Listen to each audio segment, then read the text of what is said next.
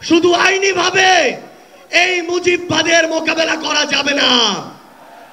আমাদেরকে অর্থনৈতিকভাবে, রাজনৈতিকভাবে, সাংস্কৃতিকভাবে এই মুজিববাদের কোমর ভেঙে দিতে হবে। অভ্যুত্থানের 1 জুলাই পেরিয়ে আমরা আরেক জুলাই এসে উপস্থিত হয়েছি, কিন্তু বাংলাদেশ থেকে মুজিববাদীদের ষড়যন্ত্র এখনো শেষ হয়নি। গোপালগঞ্জে এখনো মুজিববাদীদের আস্তানা ঘিরে রয়েছে। মুজিববাদীরা এখনো বাংলাদেশের বিভিন্ন জায়গায় সক্রিয় রয়েছে। এই মুজিববাদ একটি আদর্শ। শুধু আইনি ভাবে এই মুজিববাদের মোকাবেলা করা যাবে না। আমাদেরকে অর্থনৈতিকভাবে, রাজনৈতিকভাবে, সাংস্কৃতিকভাবে এই মুজিববাদের কোমর ভেঙে দিতে হবে। আমাদের মধ্যে রাজনৈতিক মতপার্থক্য থাকতে পারে, কিন্তু এই মুজিববাদের প্রশ্নে, এই স্বৈরাচারের প্রশ্নে অভ্যুত্থানের সকল শক্তিকে ঐক্যবদ্ধ থাকতে হবে। সংগ্রামী সহযোদ্ধারা, এই বাংলাদেশে আবারও নতুন করে মুজিববাদী, ভারতপন্থী শক্তিগুলো এখন সক্রিয় হচ্ছে।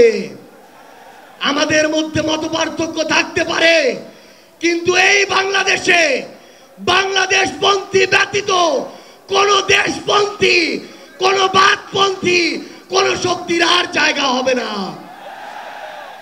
সংগ্রামী সহযোদ্ধারা, এই বাংলাদেশে আর ভারতীয় আধিপত্যবাদের জায়গা হতে দেয়া যাবে না। অন্য যে কোনো দেশের নামের কোন আধিপত্যবাদের জায়গা এই বাংলাদেশে হতে দেয়া যাবে না।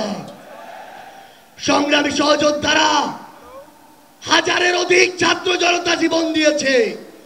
আমার হাজার হাজার সহযোদ্ধা আজকে আমার সামনে রয়েছে।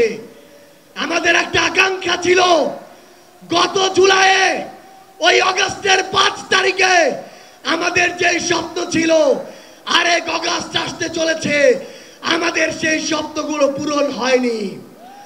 অন্তর্বর্তীকালীন সরকারের কাছে আমরা সুশীল সরকারের ভূমিকা চাই না। আমরা তাদেরকে অভ্যুত্থান পরবর্তী সরকারের ভূমিকায় দেখতে চাই। আমরা স্পষ্ট করে বলতে চাই, অভ্যুত্থান পরবর্তী বাংলাদেশে আমাদের বিচার লাগবে। এই বাংলাদেশে খুনি হাসিনার বিচার হতেই হবে। খুনি হাসিনার বিচারের রায় হতেই হবে। খুনি হাসিনার বিচারের রায়ের কার্যকর আমরা দেখতে চাই। আমরা স্পষ্ট করে বলতে চাই, এই বাংলাদেশে বিচার বিভাগকে কোন দলের বিচার বিভাগ হিসেবে আমরা দেখতে চাই না। আইন শৃঙ্খলা রক্ষাকারী বাহিনীকে ক্ষমতার তোষামত করা বাহিনী হিসাবে আমরা দেখতে চাই না। আমরা স্পষ্ট করে আপনাদেরকে বলি, ৭২-এর মুজিববাদী সংবিধানকে এক পাশে রেখে কোনদিন এই বাংলাদেশপন্থী বাংলাদেশ সম্ভব নয়। আমাদের নতুন সংবিধান লাগবে, আমাদের গণপরিষদ নির্বাচন লাগবে, আমাদের নারীদের অধিকার আমাদের নিশ্চিত করতে হবে, আমাদের সংখ্যালঘু ভাই বোনদের অধিকার আমাদের নিশ্চিত করতে হবে। আমরা 1947 সালের উপনিবেশ বিরোধী যে আকাঙ্ক্ষা, ৭১-এর স্বাধীনতার যে আকাঙ্ক্ষা, ২৪-এর মুক্তির যে আকাঙ্ক্ষা, সেই আকাঙ্ক্ষাকে ধারণ করে ঐক্যবদ্ধভাবে আমাদের আগামীর বাংলাদেশ গড়তে হবে। আমরা স্পষ্ট করে সর্বশেষ একটি কথা বলে যাই, ফ্যাসিস্ট বিরোধী ২৪-এর শক্তি আমাদের ঐক্যবদ্ধ থাকতে হবে। তবে ঐক্যবদ্ধ মানে এই নয় যে আমরা কারো অন্ধভাবে দালালি করব।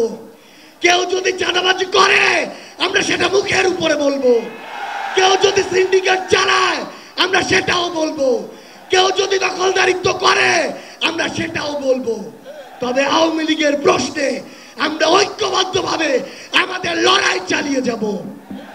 সংগ্রামী সহযোদ্ধারা, রাজনীতিতে প্রতিদ্বন্দ্বিতা থাকবে, প্রতিযোগিতা থাকবে, কিন্তু রাজনীতির যে সৌন্দর্য, এই সৌন্দর্য যেন আমরা ধারণ করি, তাহলেই আগামীর বাংলাদেশ সামনের দিকে এগিয়ে যাবে। রাজনৈতিক প্রতিদ্বন্দ্বিতা যেন ব্যক্তি আক্রমণে কোনোদিন রূপ না নেয়। ইনশাআল্লাহ ফ্যাসিস্ট বিরোধী 24 শক্তি ঐক্যবদ্ধভাবে আমরা আগামীর বাংলাদেশ গড়ে তুলব। আপনাদের সাথে আমাদের আবারও দেখা হবে লড়াইয়ের রাজপথে অথবা বিজয়ে। ইনকিলাব জিন্দাবাদ।